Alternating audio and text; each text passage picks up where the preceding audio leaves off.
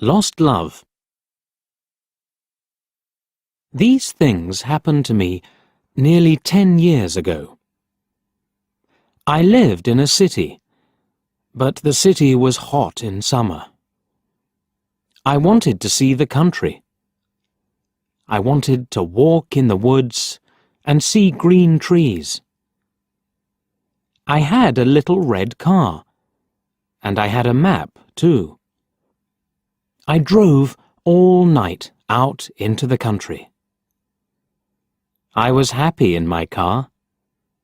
We had a very good summer that year. The country was very pretty in the early morning. The sun was hot, and the sky was blue. I heard the birds in the trees. And then my car stopped suddenly.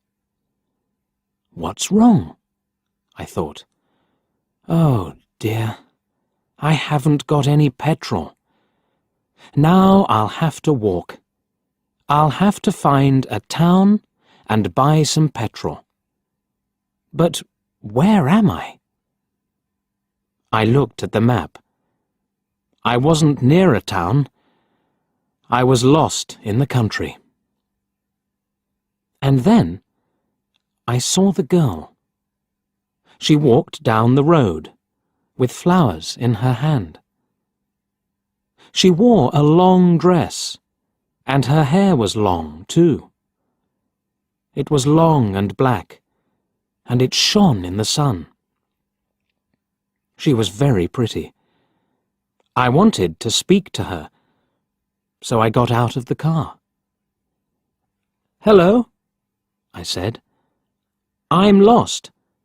Where am I?" She looked afraid, so I spoke quietly. "I haven't got any petrol," I said. "Where can I find some?" Her blue eyes looked at me, and she smiled.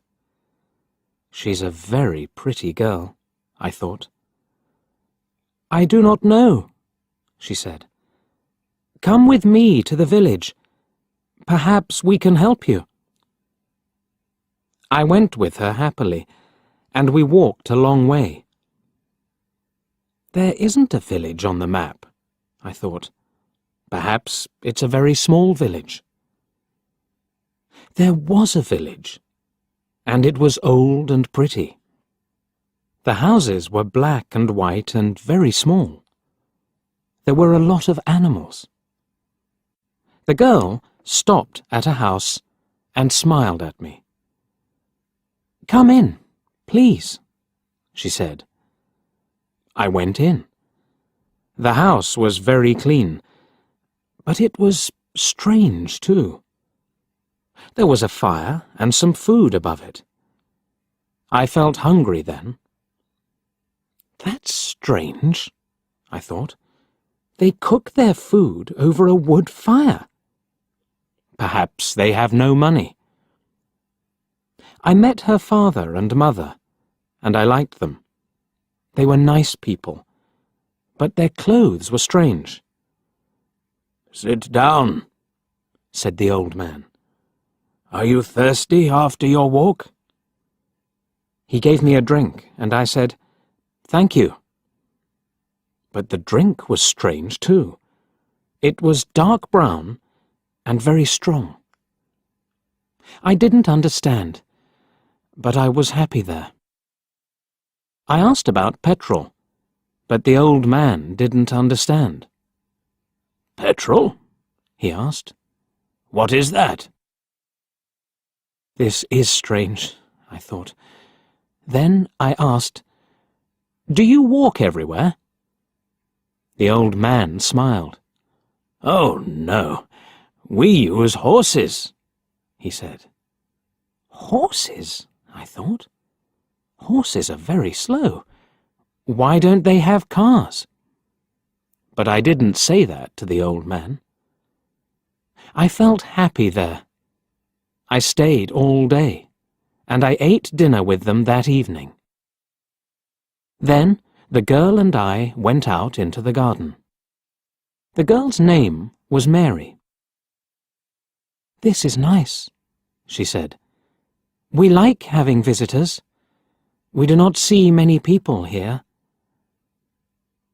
We spoke happily. She was very beautiful.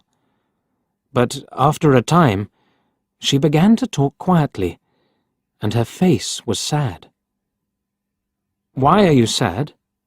I asked her. "I cannot tell you," she said. "You are only a visitor here. We have to say goodbye tonight. You have to go now."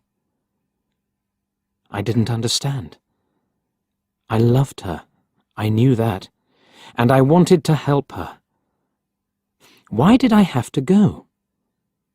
But Mary said again, in a sad voice, "You have to go. It is dangerous here."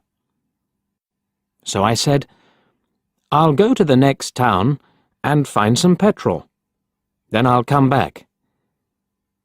She didn't speak. "I love you, Mary," I said, "and I'll come back to you. You won't stop me." She said goodbye to me at the door. Her face was very sad, and I was sad too. I didn't want to go. It was midnight. The night was very dark, but I walked and walked. I was very tired when I saw the lights of a town. I found some petrol, and then I asked the name of the village. But the man at the garage gave me a strange look. "What village?" he asked. I told him about the village. I told him about the old houses and the people with strange clothes. Again, he gave me a strange look. He thought, and then he said, "There was a village there, but it isn't there now. There are stories about it, strange stories." "What do people say about it?" I asked. He didn't want to tell me, but then he said, "There was a big fire in the village. Everybody died. There aren't any people or houses there now." "How did it happen?" I asked. "And why?" "Oliver Cromwell killed them," he said. "He was angry with the villagers because they helped the king in the war." I couldn't speak. This isn't right, I thought. That war happened 350 years ago. Then I remembered the strange clothes, the long hair, the food over the fire, and the old houses. And I remembered, too, about the horses. "But I don't understand," I cried. "I saw the people and the village. I spoke to some people there." The man looked quickly at me, and then he spoke. "There's an interesting story about the village. For one day, every 10 years, it lives again. But only for one day. Then it goes away again for another 10 years.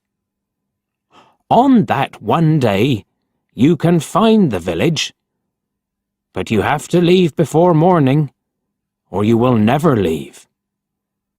Can this be right? I thought. Perhaps it was.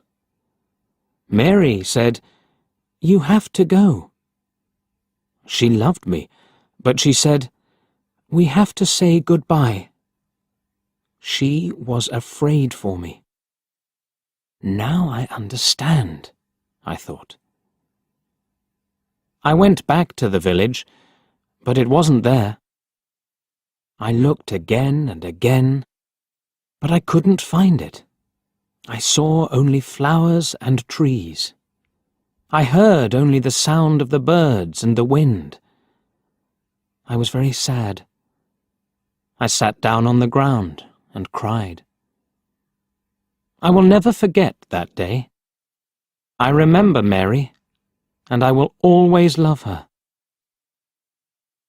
Now, I only have to wait 2 months. The village will come back again.